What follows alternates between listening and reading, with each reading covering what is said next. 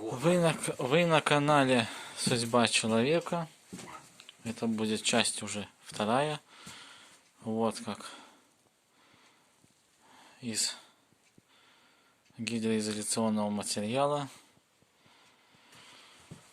отделили кухню от прохода в коридор. То есть вот эта часть, вещи тоже ограждены от пыли и от грязи. Вот таким вот образом.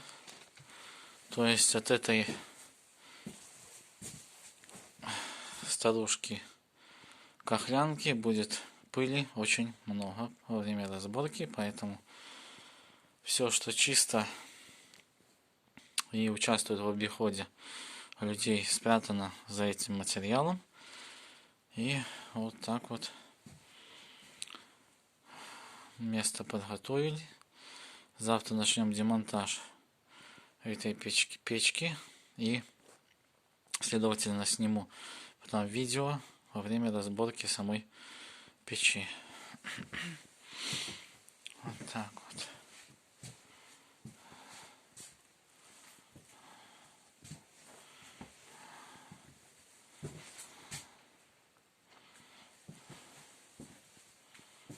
Это непосредственно сюда в комнату выходит стенка от русской печи, что на кухне. Но по факту она здесь ничего не обогревает, к сожалению. Вся надежда на новую печку, которая здесь будет стоять.